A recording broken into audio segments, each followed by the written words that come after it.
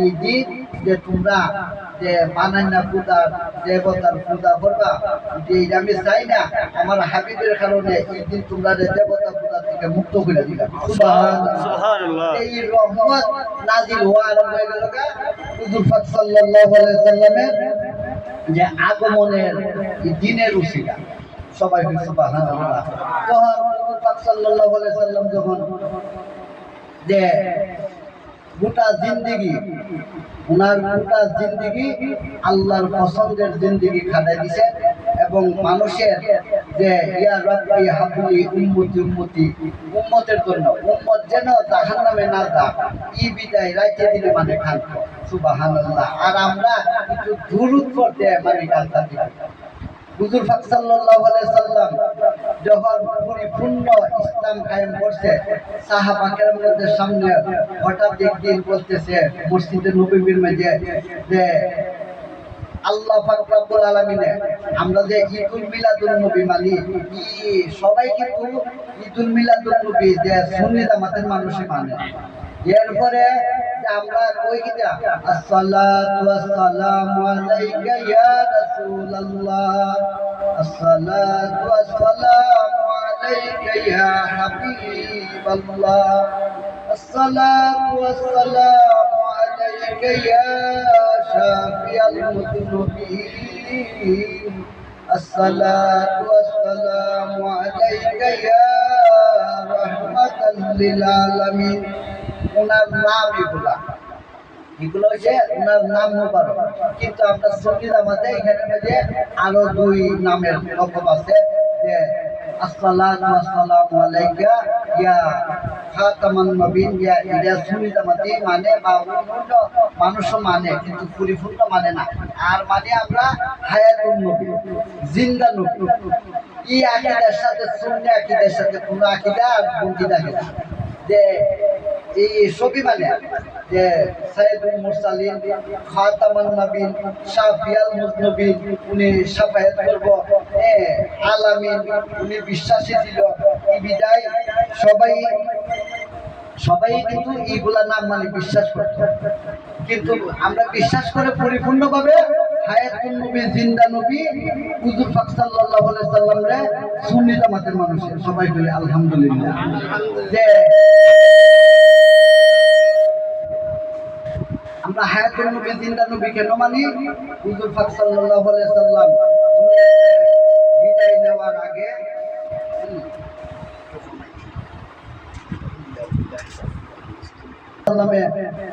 বিদায় আগে মুহূর্তে হঠাৎ একদিন মসজিদে নববীর মাঝে দাঁড়ায় বলতেছে সাহাবা কেরামদের সামনে, ও আমার সাহাবীরা, ও আমার উম্মতরা, আল্লাহ পাক রব্বুল আলামিনে আল্লাহর একজন প্রিয় বান্দা, আল্লাহর একজন প্রিয় বান্দারে আল্লাহ সাত দুনিয়া থেকে নিয়ে ওনার সাক্ষাৎ কামনা করে, সাক্ষাৎ করে। আর এই প্রিয় বান্দা ওয়াসা আল্লাহর দিদার নসিব হয়ে যাবে। সুবহানাল্লাহ। যখনই কথা কইছে তখনই কান্দা ভাঙ্গা পড়ে গেছে।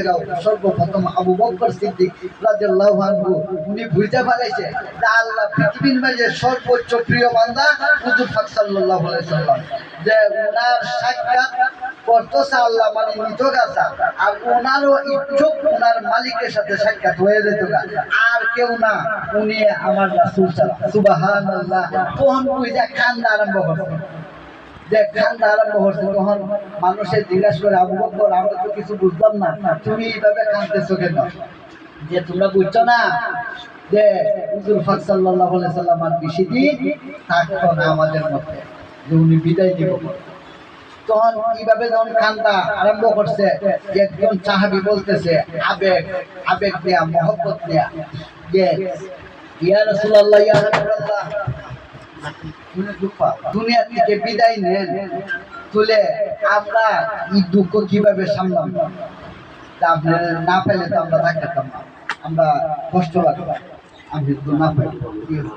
তখন হুজুর পাক সাল্লাল্লাহু আলাইহি সাল্লামে বলছেন, ও আমার সাহাবীরা, ও আমার উম্মতরা, তোমরা জানো এটা হাদিস সুন্নি জামাতের বড় বড় আলেম ওলামারে জিজ্ঞাসা পাওয়া যাবে যে তখন উনি বলছে, তোমরা আমারে পাইছো, আমার সাথে সাক্ষাৎ হইছে, যে আমার সাথে চলাফেরা হইছে, ডাইরেক্ট ইসলাম পাইছো আমার মাধ্যমে।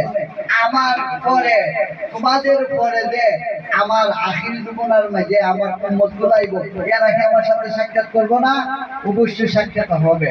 এরপরে বলছে যে তোমরা যাই না রাখো, তোমরার পরে যে আমার উম্মতগুলো আইব, এরা পৃথিবীর যে কোনো প্রান্তে, আল্লাহর হস্তে মাফ চাই কথা কই, তখন বলছে যে তোমাদের পরে যে আমার উম্মতগুলো আইব পৃথিবীর যে কোনো প্রান্তে, যদি আমার প্রতি যদি দুরূদ পড়ে, যে অনেক আমার আবেগের আশেকের উম্মত গুলা যখন আমার প্রতি দুরূদ পড়ব, যে ফেরেশতাগণ আনবার আগে আমি এরা দেখুম এরা কার ঘরের বই পড়ে আমি এটা শুধু দেব। সুবহানাল্লাহ। তাহলে আমরা দুরূদ শরীফ পড়লে হুজুর পাক সাল্লাল্লাহু আলাইহি সাল্লাম থাকতে হাদিস বলছে যে এরা কই পড়ে, অন্যান্য পড়তেছে কার ঘরের, আমি এগুলা দুরূদ আমি বসে দেব। সুবহানাল্লাহ। আর কিছু দুরূদ শরীফ আছে আমার দ্বারে ফেরেশতাগণ টাইনা দেখাইবে, আর আমার দ্বারে দেখানোর পরে এই দুরূদ শরীফ নেক হিসাবে আল্লাহর কাছে নিয়ে পৌঁছায় দিবে ফেরেশতা। সুবহানাল্লাহ। মুহাম্মদ সাল্লাল্লাহু আলাইহি সাল্লামের যে দুরূদ শরীফের এত গুণ, উনি নিজে দেখে আবেগ কোন উম্মত হলে, আবেগ আশেক মহব্বতের উম্মত হলে দুরূদ শরীফ পড়লে উনি দেখে বই পড়ে কার বড়, যে কেডা কেডা পড়তেছে, এর মা বাপের নাম শুদ্ধা জানে, এবং ফেরেশতা নেওয়ার আগেই দেখে যে সুবহানাল্লাহ। তুলে আশে করার দরকার না উনার প্রতি, উনার কথা হইছে যে এরপরে বলছেন যে ফেরেশতা বলতে দেখাইয়া আল্লাহ পাক রব্বুল আলামিনের দ্বারে পৌঁছাই দেন নেক হিসাবে। সুবহানাল্লাহ। তখন আল্লাহ পাক রব্বুল আলামিনের মানে খুশি হয়। আল্লাহর হাবিবের প্রতি দুরূদ শরীফ পড়লে আল্লাহর হাবিবও খুশি, আল্লাহ পাক রব্বুল আলামিনও খুশি।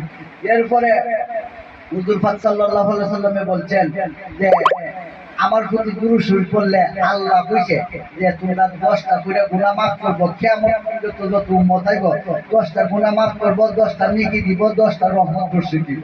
সুবহানাল্লাহ। এরপরে আমরা যে মানি ঈদুল মিলাদুন নবী, ঈদুল মিলাদুন নবী হইছে আগমন এবং জন্ম বিস্তারিত বর্ণনা করা, আর সিরাতুন নবী হইছে ওনার সমস্ত যে জীবন কাহিনী শুইনা খুশি হওয়া এবং পালন করা। সুবহানাল্লাহ। তুলে ওনার চরিত্র আনন্দ সহিত আমরা গ্রহণ করতাম এবং পালন করতাম, এটা হচ্ছে সিরাতুন নবী। যে তুলে মিলাদুন নবী হইছে আগে, আগমন করছে আগে, আর চরিত্র দেখছি আমরা পরে। তুলে মিলাদুন নবীও প্রয়োজন, সিরাতুন নবীও মানুষ প্রয়োজন। যে উনি হায়াতুন নবী, জিন্দা নবী কেমন, আল্লাহু আকবার। যখন উনি কিছুদিন আগে যখন এই বার্তা দিচ্ছে যে আল্লাহ আল্লাহর প্রিয় বান্দারে দুনিয়াতে নিতগা, যদি আর আল্লাহর বান্দা ওসা আল্লাহর সাথে সাক্ষাৎ কামনা করতো, তখন এটা উনি যে বিদায় নেওয়ার পর্দা নিব এটার একটা ইঙ্গিত দিছে। এরপরে কিছুদিন পরে হুজুর পাক সাল্লাল্লাহু আলাইহি সাল্লামের যে দরবারে আসছে জিবরাইল আলাইহিস সালাম এবং আজরাইল সালাম, তখন আয়েশা সালাম দিছে আল্লাহর পক্ষ থেকে সালাম। সুবহানাল্লাহ। যে যতবারই আইতো জিবরাইল আলাইহিস সালামের সর্বপ্রথম সালাম দিত আপনার রবের পক্ষ থেকে আপনার সালাম, আমি জিবরাইলের পক্ষ থেকে সালাম। সুবহানাল্লাহ। সালাম দিত, তখন জিবরাইলের সাথে আজরাইল আলাইহিস সালাম নিয়ে আইছে সাথে, আওয়ার পরে বুঝেছে ইয়া রাসূলুল্লাহ ইয়া হাবিবাল্লাহ, আল্লাহ বলছেন আপনি শুধু থাকতে চান যত দিন খুশি দুনিয়ার জমিনে আপনি থাকতে পারবেন, আর যদি আপনি যদি চান আপনারে আল্লাহ পাক রব্বুল আলামিনের দুনিয়াতে নিয়ে যান, সাক্ষাৎ হয়তো আপনি।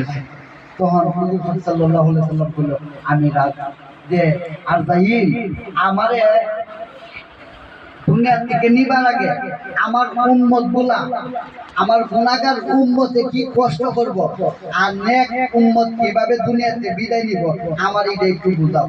তখন আজরাইলের সর্বপ্রথম কইছে আল্লাহ ইয়া রাসূলুল্লাহ ইয়া হাবিবাল্লাহ, আমি আপনার সাথে বিয়াদবি করতাম যে আপনারা আমি এটা বুঝাই যেতাম না। তখন অনেক আলিম ওলামারা কিন্তু ওয়াজ করে যে হুজুর পাক সাল্লাল্লাহু আলাইহি সাল্লামের বুক মুবারকের মাঝে যখন আজরাইলে হাত দিছিল, তখন উনি একটা সত্য কথা যে উনি বলছিল যে উহুদ পাহাড় যেমন আমার বুকের মাঝে উড়াই দিছে সুবহানাল্লাহ। যে ওনার শোক দিয়া ধন্যবাদতা ভারী করছিল সবই সত্য, কিন্তু ইহাটা হাকিকত কি আজরাইলের কোনো ক্ষমতা ছিল না এই বিয়াদবি করার। হুজুর পাক সাল্লাল্লাহু আলাইহি সাল্লাম বুঝার জন্য আজরাইলের অনুমতি দিছে। সবাই কই সুবহানাল্লাহ। যে নেককার বান্দা হইতে আল্লাহ পাক রব্বুল আলামিনের পক্ষ থেকে সালাম দেয়, আজরাইলের পক্ষ থেকে সালাম দেয়। যে আচ্ছা ইদিক না যায় বলি, তখন হুজুর পাক সাল্লাল্লাহু আলাইহি সাল্লামরে বলছেন যে ইয়া রাসূলুল্লাহ আপনার সাথে বিয়াদবি করতাম না, যে গুনাহগার বান্দার কিভাবে জান নিব আর নেককারে কেমনে নিব, নেককারে এটা বুঝাইতেন কিন্তু আমি বদকারে এটা বুঝাইতে পারতাম না। তখন হুজুর পাক সাল্লাল্লাহু আলাইহি সাল্লাম বলছেন যে আমি বলছি তোমার হুকুম করছি যে গুনাহগার উম্মতের কিভাবে জানটা নিবা আমার বুঝাও। তখন হুজুর পাক সাল্লাল্লাহু আলাইহি সাল্লামের দেহ মুবারকের উপরে বুকের মাঝে যখন হাত রাখছে, তখন হুজুর পাক সাল্লাল্লাহু আলাইহি সাল্লাম অনুভব করছে যে আজরাইল তুমি দেন কত দুঃখ দিছো আমার কষ্ট। তখন হুজুর পাক সাল্লাল্লাহু আলাইহি সাল্লামে কইছে, ওনারে বলছে যে আমি খালি হাতটা রাখছি। তো আজরাইল আমি আমার কাছে মনে হয় যে উহুদ পাহাড়টা আমার বুকের মাঝে তুমি তুলে ধরছো। ওই ইয়া রাসূলুল্লাহ খালি হাতটা রাখছে, ও দুধু পুরা ভর দিতে অনেক কষ্ট হইতো। তখন হুজুর পাক সাল্লাল্লাহু আলাইহি সাল্লাম উম্মতের কেমন গরুতি ছিল, তো তারপরও কইতাছে কত কষ্ট হইলে মানুষের কয় যে আমার কাছে অনেক পাহাড় লাগছে, অনেক কষ্ট লাগছে। এরকম কষ্ট পাওয়ার পরে বলতেছে ওয়ারদাইল তুমি আমার সমস্ত গুনাহগারের উম্মতের কষ্টটা আমার দিয়া দাও। সুবহানাল্লাহ। যে সমস্ত গুনাহগার উম্মতের কষ্টটা আমার দিয়ে দাও। তখন আরদাইলে খানদার কই ইয়া রাসূলুল্লাহ আমি পারতাম না, বিয়াদবি করতাম, আমনে সাথে আমি এরকম বিয়াদবি করতাম না কইয়া আরদাইল চালাম আল্লাহর দ্বারা একটা দূর দিল সিদরাতুল মুনতাহা। ইহানে গিয়া সেটা আল্লাহরে বলল, আল্লাহ আপনার হাবিবের সাহ আপনার হাবিবের সমস্ত গুনাহগার উম্মতের যে কষ্ট উনারে দিয়ে দিতাম। যে তখন আল্লাহ পাক রব্বুল আলামিনে আরদাইলে বলছে যে আমার হাবিব উম্মতের পাগল, আমার হাবিব উম্মতের পাগল, তুমি উনারে সুসংবাদ দাও। তুলে আর এগুলা কইতো না যে কি সুসংবাদ, যে বইলা দেও আপনার যে নেককার উম্মত রে, যে মা যেমন ঘুমন্ত শিশুরে যে তুইলে যেমন টের না পা একটু ব্যথা না পা এরকম ধরনের তুইব, যে ঘুম ভাঙ্গে না আরামজনক ভাবে, তো আপনার নেককার উম্মতরে জান দামে কবজ করে নিবেন। সুবহানাল্লাহ। যে আল্লাহর পক্ষ থেকে আপনারে যেরকম সালাম দেওয়া হয়েছে আপনার নেককার উম্মতরে আল্লাহর পক্ষ থেকে সালামও দিব, আমি আরদাইলের পক্ষ থেকে সালাম দিব। এবং এরারে এমন প্রসারিং তো হবেই না, এরারে গিয়া খালি বলা হবে ও আল্লাহর মনোনীত আত্মা, ও আল্লাহর মনোনীত আত্মা, আল্লাহর হুকুম তুমি চলে আসো। যে এরারে প্রসারি করে লাগবো না, আল্লাহর মনোনীত আত্মারে যখন আল্লাহর নামে ডাক দেওয়া হইব আপসে আপ ই রুহুটা আরদাইলের হাতে গিয়ে বলবো। সুবহানাল্লাহ। তুলে যদি একজন নেককারের যদি তো গুণ থাকে, হুজুর পাক সাল্লাল্লাহু আলাইহি সাল্লামের সাথে বিয়াদবি করার মতন আরদাইলের ক্ষমতাটা হলো যে উনি ইজাজত দিছে যে আমারে বুঝাও আমার গুনাহগার উম্মতরে কোন ধরনের শাস্তি দিবা। তখন আরদাইলে একটুখানি বুঝাইছে যে এইরকম কষ্ট। তখন আল্লাহর পক্ষ থেকে যখন সুসংবাদ দিছে হুজুর পাক সাল্লাল্লাহু আলাইহি সাল্লাম সান্ত্বনা পাইছে। সবাই বলে সুবহানাল্লাহ। উনি সান্ত্বনা পাইয়া আমরা দেন হুজুর পাক সাল্লাল্লাহু আলাইহি সাল্লামরা হায়াতুন নবী জিন্দা নবী মানি। তখন হুজুর পাক সাল্লাল্লাহু আলাইহি সাল্লামের মৃত্যু হইছে, কিন্তু কতটুক সময় যে আব্বাস রাদিয়াল্লাহু আনহু থেকে বর্ণিত যে হুজুর পাক সাল্লাল্লাহু আলাইহি সাল্লামের জান মুবারক যখন কবজ করছে আরদাইলে, যে নিয়ে সেরা রূহ মুবারক তোয়ার জন্য চেষ্টা করতেছে। প্রত্যেকটা স্থান আছে যে এই নবী রাসূলের সাহাবাদের মধ্যে বিভিন্ন যে ভালো ভালো মানুষের রূহের স্থান আছে, এই রূহের স্থানের মাঝে তৈবার চাইছে। হুজুর পাক সাল্লাল্লাহু আলাইহি সাল্লামের রূহ মুবারক।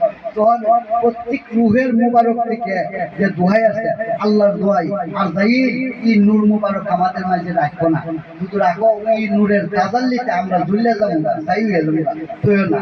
তখন কয়েক কান তৈবার চেষ্টা করছে, আর কয়েক কান থেকে আল্লাহর দোহাই আছে যে তুইও না, এখানে এই নূরের তাজাল্লি থেকে আমরা ঝুলে যাবো না।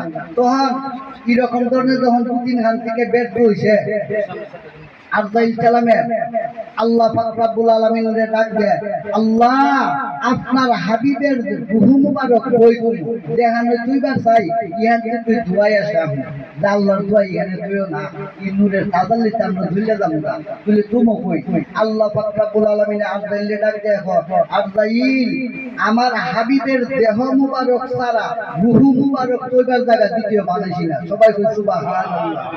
যে হুজুর পাক সাল্লাল্লাহু আলাইহি সাল্লামের রূহ মুবারক দেহ মুবারক ছাড়া দ্বিতীয় স্থান বানাইছি না, যে কি করুন যে দেহান থেকে আর জয়হানি দিয়ে দাও। সুবহানাল্লাহ।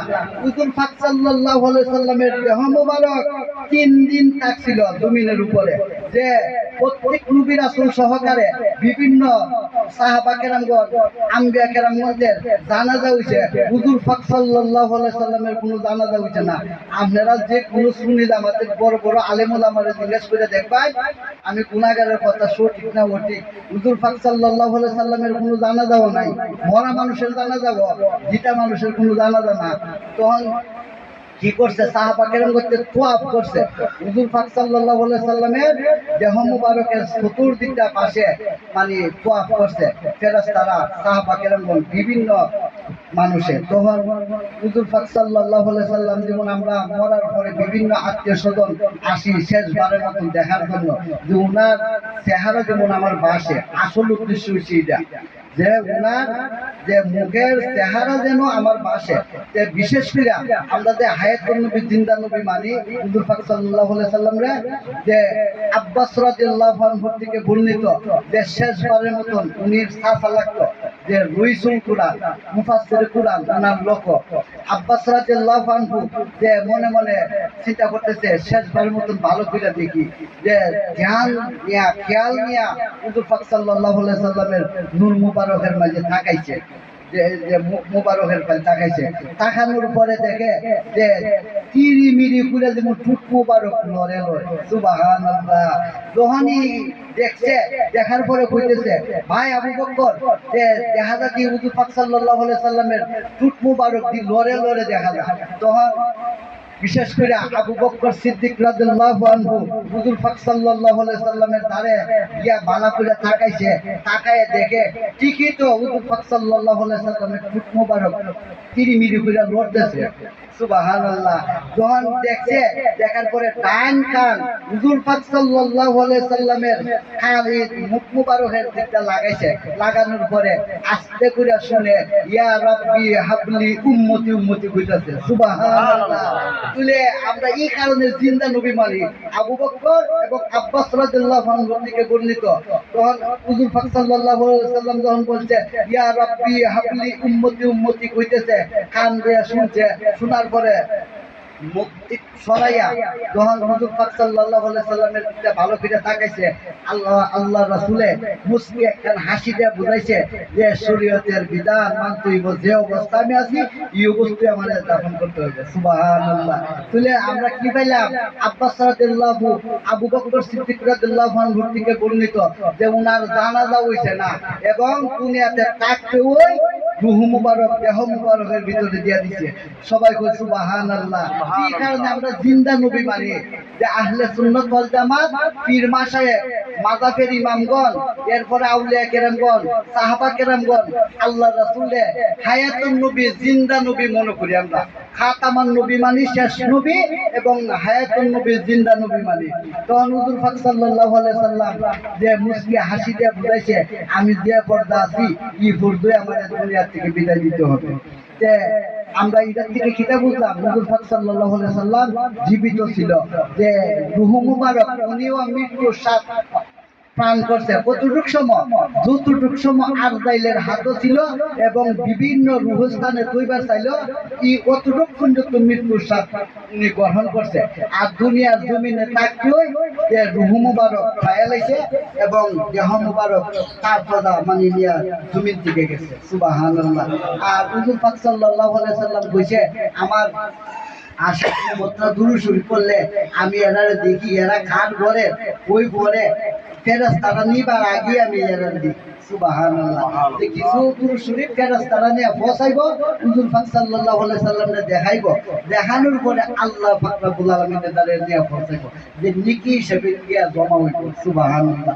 বলে আমরা ঈদুল মিলাদুন নবী মনে করি যে হুজুর পাক সাল্লাল্লাহু আলাইহি সাল্লামের আগমন, বলে উনি আসার কারণেই কিন্তু আমরা চরিত্র হয়েছি, যে উনার যে জন্ম বিস্তারিত যে আগমন আমরা উনারে পাওয়ার কারণে খুশি হইতাম, উনার চরিত্র আনন্দ সহিত আমরা গঠন করতাম। সবাই বলে আমিন। যে উনার চরিত্র যদি আমরা গঠন না কইরা ভালো না পাইসা যদি মুখে মুখে শূন্য হই তুলে শূন্য হইতাম, যে আমরা সুন্নি হইতাম না, যে মুনাফিক সুন্নি ফাসিক সুন্নি হইব।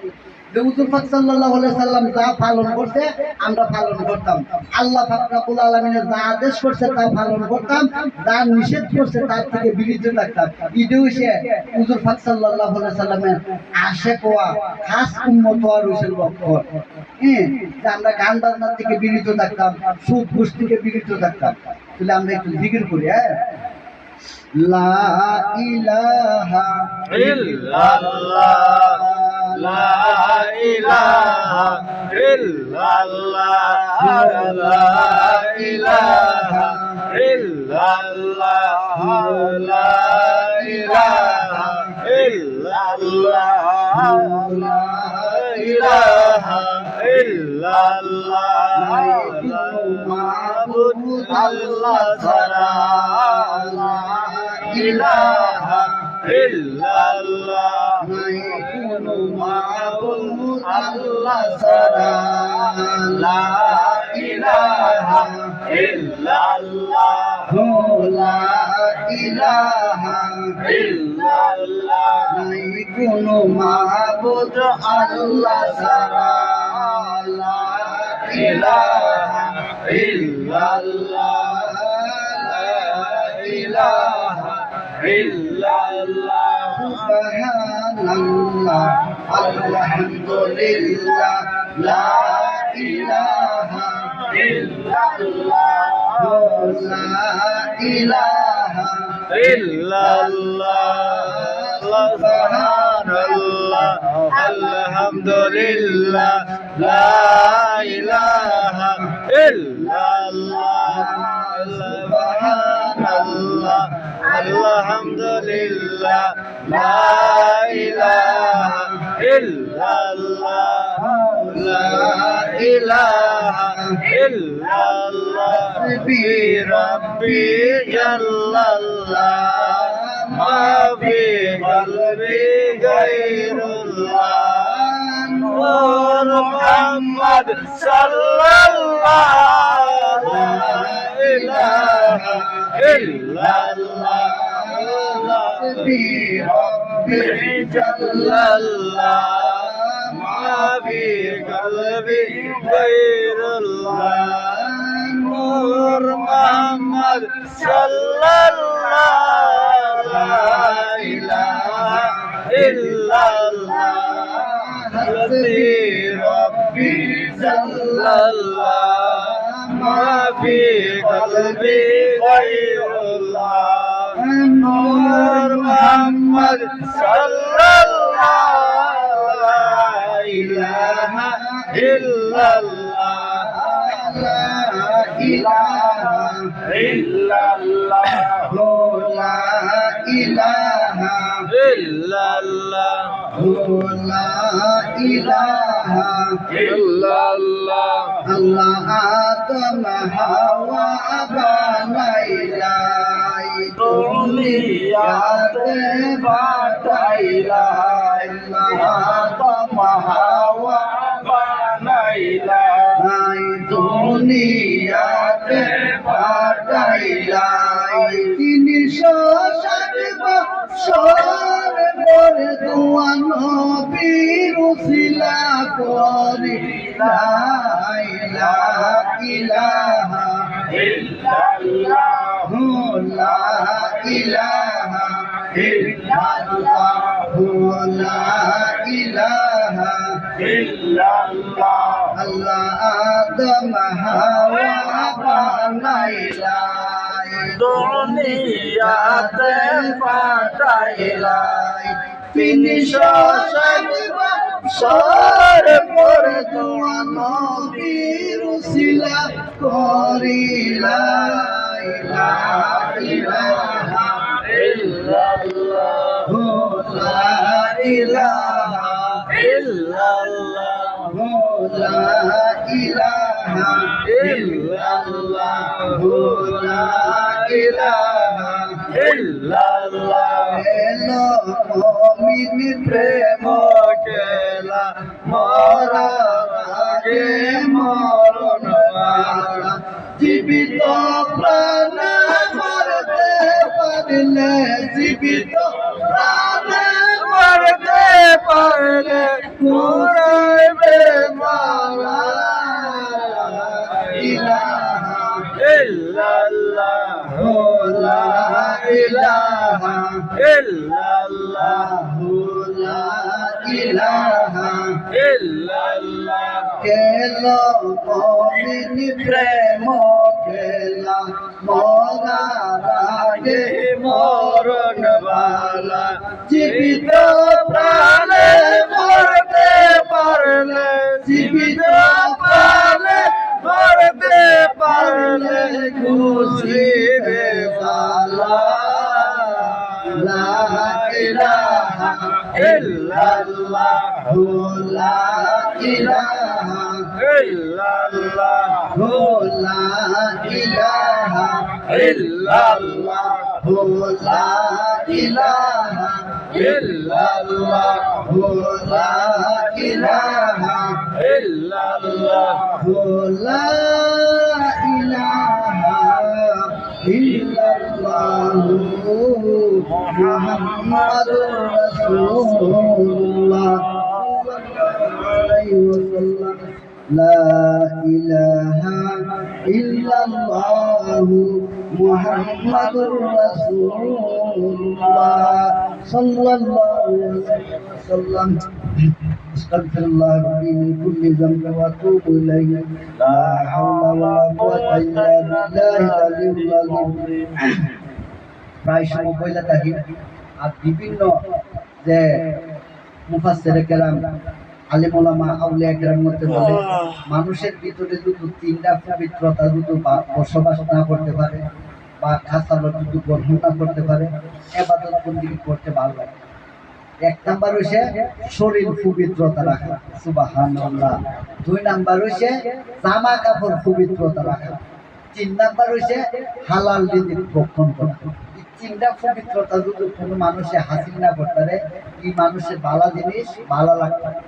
যে পবিত্রতা গোসলের ফরজ আদায় কইরা যে পবিত্রতা হাসিল করলাম, কিন্তু পবিত্রতা করার পরে পবিত্রতা রক্ষা করার ব্যবস্থা আছে না, এটা হইছে প্রস্তাব কইরা পানি লওয়া, গিলা লওয়া, এই কুলুপ লওয়া, প্রস্তাব কইরা কুলুপ লওয়া এবং পায়খানা কইরা ঢিলা লওয়া, যে 5টা 7টা 3টা এরকম লওয়া, তুলে পবিত্রতা রক্ষা করা যাবে।